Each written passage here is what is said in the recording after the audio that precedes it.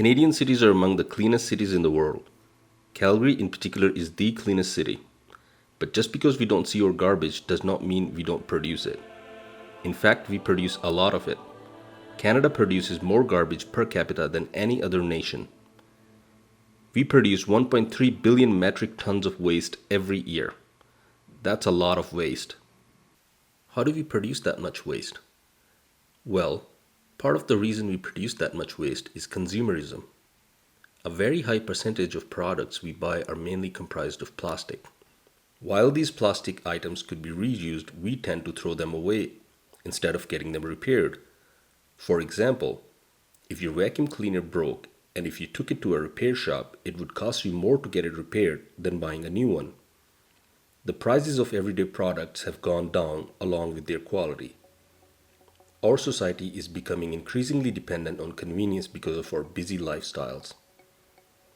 The markets are being flooded with cheap disposable items. Companies have made shopping very convenient by introducing online shopping. Things get delivered to you with one click of a button. Another issue is the influx of dollar stores. Things that used to cost a lot of money to buy now cost almost nothing. From pet supplies to kitchen utensils, everything is under $5 for the most part. So when your lunchbox gets stinky if you forgot to wash it, no problem, get another one. It's only $2.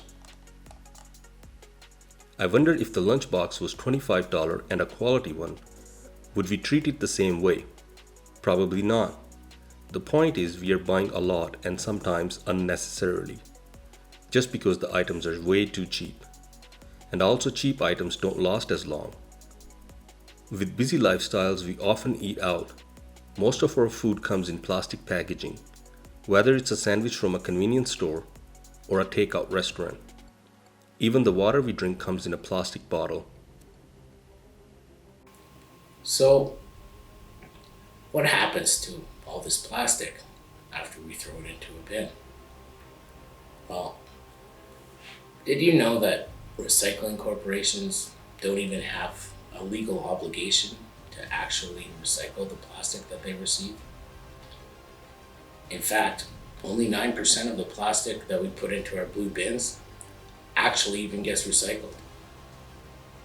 The scary thing is that even though our most responsible citizens who maintain a consistent recycling regime fail to realize that the piles of waste which we're putting into the hands of what we feel are trustable recycling facilities ends up being shipped and piled into mountains of garbage elsewhere on the planet.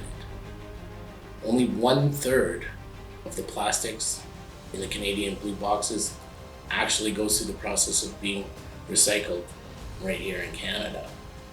Alarmingly, the other 2/3 is shipped to other countries, where it becomes part of a plastic waste mountain nightmare or burnt off. 1/3 that does remain in Canada, well, half of that gets burnt or incinerated also by companies like GFL Environmental in a waste to energy facility. This creates toxic ash and releases a multitude of chemicals into the atmosphere. To top off the cake, another large percentage that doesn't get burnt goes into huge plastic landfills.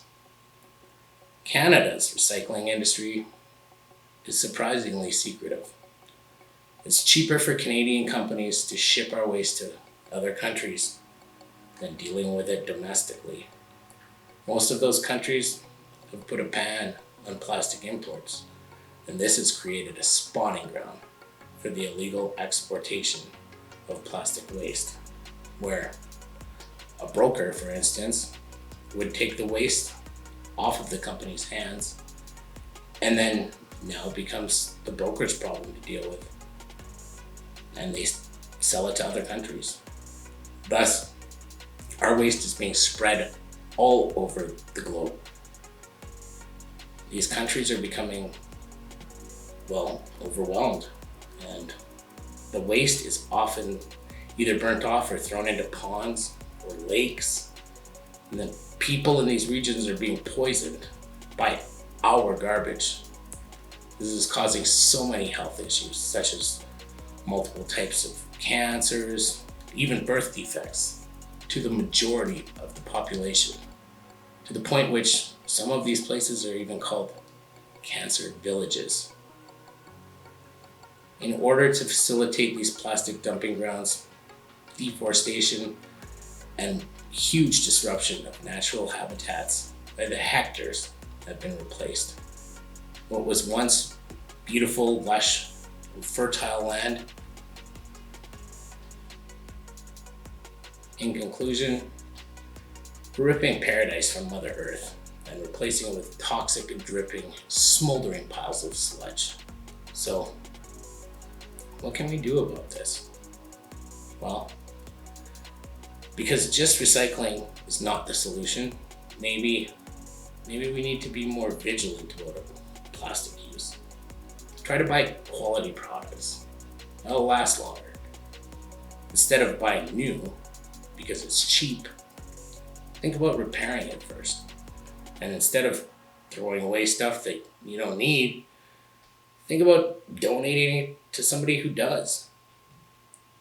The point is, every time we buy something, it should be a conscious decision. And most importantly, we need to educate our friends and our family about the dangers of consumerism.